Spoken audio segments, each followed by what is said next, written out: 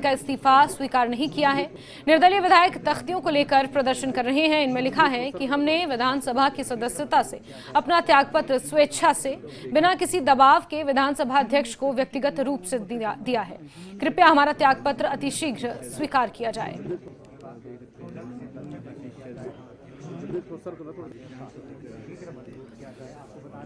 और सीधे रुख करते हैं विधानसभा परिसर का, जहां समाज सहयोगी रणबीर इसी खबर पर जुड़ गए हैं। रणबीर, ये तीनों लोग धरने पर बैठे हैं, लेकिन बड़ी बात यह है कि स्पीकर कुलदीप सिंह पठानिया इस वक्त विदेश के दौरे पर हैं।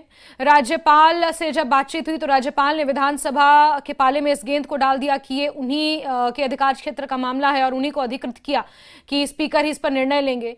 और अब ये लोग धरने पर बैठे हैं। क्या कुछ इनकी मांग है, क्या कुछ इनका कहना है और कैसे इस पूरे घटनाक्रम को देखा जाए? रणबीर।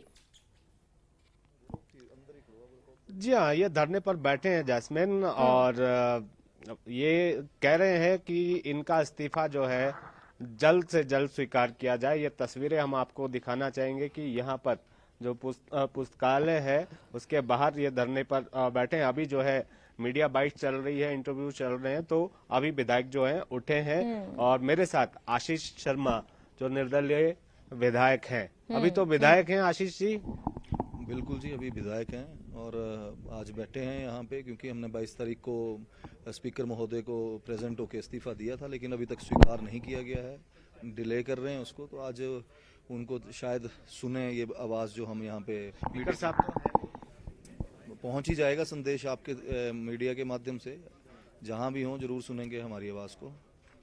ऐसा क्यों आपको करना पड़ा? धरना, कोई इस्तीफा मंजूर करवाने के लिए कोई धरने पर क्यों बैठता है?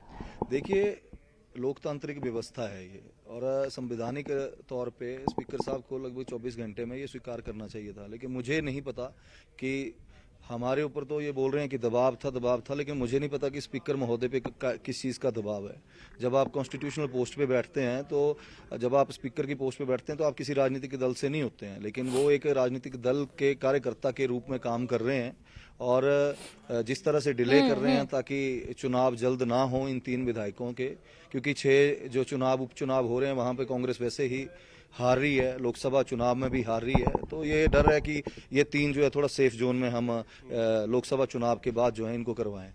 आप चुनाव लड़ना चाहते हैं फिर से और भाजपा के टिकट पर लड़ेंगे, इसलिए आप चाहते हैं कि जल्द से जल्द जो है यहाँ पर इस्तीफा मंजूर हो? देखिए, भाजपा ज्वाइन की है हमने और कार्यकर्ता के रूप में भाजपा ज्वाइन की है। जो भी पार्टी डिसीजन लेगी वो हमें मंजूर है। अगर चुनाव के लिए बोलेंगे तो चुनाव में उतरेंगे, लोगों के आशीर्वाद लेंगे और फिर से यहाँ पे पहुंचेंगे। मतलब पार्टी टिकट देगी तो ही आप चुनाव लड़ेंगे, वरना नहीं? बिल्कुल, पार्टी जो कार्य देगी वो करेंगे। पार्टी तो जिस जनता ने आपको चुना, 5 साल के लिए मैंडेट दिया था, आपने तो 14 महीने के अंदर ही उनका भरोसा तोड़ दिया। जनता का भरोसा तब तोड़ता अगर 5 साल इस सरकार के साथ, नालायक सरकार के साथ रहता। अगर 5 साल रहता तो मुझे लगता है एक भी काम अपने इलाके का ना करवा पाता। और ये फैसला अगर जल्दी लिया गया 14 महीने में, तो मैं सौभाग्य समझता हूँ और उस भगवान की कृपा समझता हूँ जिसने मुझे ये बुद्धि दी और ये साहस दिया, और ये जनता का आशीर्वाद है। और वो जनता जो साथ में चली हुई है कि जल्द से जल्द फैसला लो, या तो इधर जाओ या उधर जाओ, और लोगों के हित के लिए फैसला लिया गया है और लोगों के हित के लिए ही आगे भी फैसले लिए जाएंगे। और 26 फरवरी तक तो आपका अच्छे से डिनर चल रहा था, ब्रेकफास्ट चल रहा था, फिर क्या हुआ? देखिए, कहाँ पे चल रहा था ब्रेकफास्ट डिनर? ये मुख्यमंत्री कह रहे हैं। नहीं ना, तो मैं ब्रेकफास्ट पे गया था, डिनर पे गया था। वहाँ पे मनु सिंह जी ने मुझे बुलाया था। हालांकि मैंने मनु सिंह जी ने जब मुझे बुलाया था तब भी मैंने उनको बोला था कि सर यहाँ पे जजमेंट है और बड़ा मुश्किल है आपका जीतना। ये आप उनसे भी पूछ सकते हैं। जब मैं मिलने गया था उनसे तो उन्होंने मुझे बोला था कि आप अपना वोट देंगे। मैं कहा जी, मैं अपना वोट जो है अगर आपको दे भी दूंगा तब भी आप विजय नहीं होंगे। अच्छा, आपने कहा? हाँ जी। आशीष जी, आप पे तो बड़ा आरोप लगा दिया है सरकार ने कि आप तो विधायकों की खरीद फरोख्त कर रहे थे। देखिए, ना तो इस तरह के संस्कार हैं हमारे, और पहली बार विधायक चुना गया हूं, और ये जो 9 विधायक हैं इनमें से कोई भी खरीदने वाला नहीं है जो बिक जाए। कोई ऐसा विधायक नहीं है जो बिकेगा। सारे के सारे सक्षम हैं, सारे के सारे साधन संपन्न वाले लोग हैं, कोई बिकने वाला नहीं है। ये बेबुनियादी आरोप हैं और इसका फैसला जो है जल्द ही अदालत में कोर्ट में जाएंगे और जो ये झूठे मुकदमे इन्होंने दायर किए हैं इसके विरुद्ध डिफेमेशन का केस करेंगे। आज भी आपको थाना बुलाया, थाना बालूगंज? जाएंगे, सहयोग करेंगे पुलिस का, जो पूछना चाहती है पुलिस पूछे, इन्वेस्टिगेशन में पूरा सहयोग दे रहे हैं। कल भी गया था, आज भी जाऊंगा, जो पूछना चाहते हैं पूछें वो। अगर हम इस तरह के षड्यंत्र में सम्मिलित हों तो हमारे ऊपर पुलिस कार्रवाई करे, अंदर डाल दे, जो भी उचित कार्रवाई वो करें कानून के तहत। लेकिन ये सब बेबुनियादी आरोप हैं जो कि बिल्कुल झूठे हैं।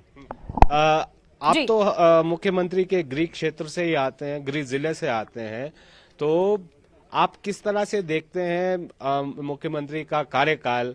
और आपको तो ज्यादा सहयोग शायद मिलना चाहिए था, लेकिन ये कदम आपको उठाना पड़ा।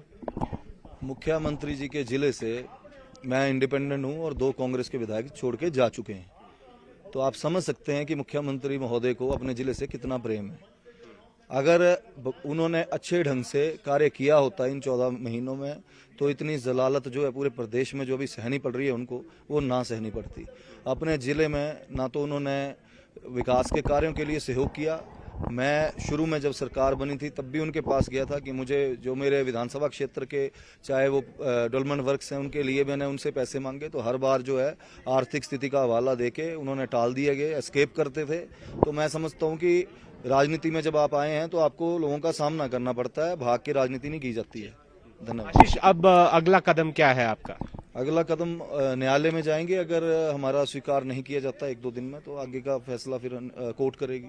आपको नोटिस कब तक का दिया और क्या कहा गया उस नोटिस में? 10 अप्रैल का दिया गया है। उसमें इन्होंने बेवजह के आरोप लगाए हैं कि आप दबाव में आके आपने इस्तीफा दिया है, आप जो है किन्हीं एजेंसीज के दबाव में हो, भाजपा के जो दबाव में हो।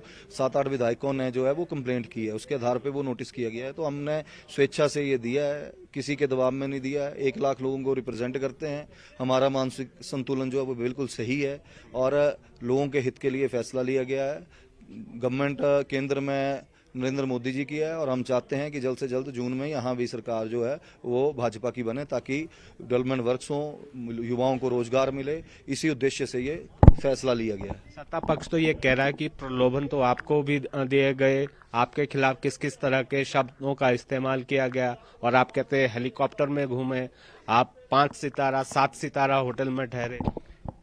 देखिए, मैं जब से 2009 में इंजीनियरिंग करके आया था और जब भी बाहर गया हूँ आज दिन तक 5 स्टार में ही रुका हूँ। इतना कर भगवान ने कृपा है मेरे पर कि उसने सक्षम किया है। नीचे भी सो जाते हैं और 5 स्टार में रुकने की भी ईश्वर ने हमें उतनी कर मतलब जो है सक्षम बनाया हुआ है।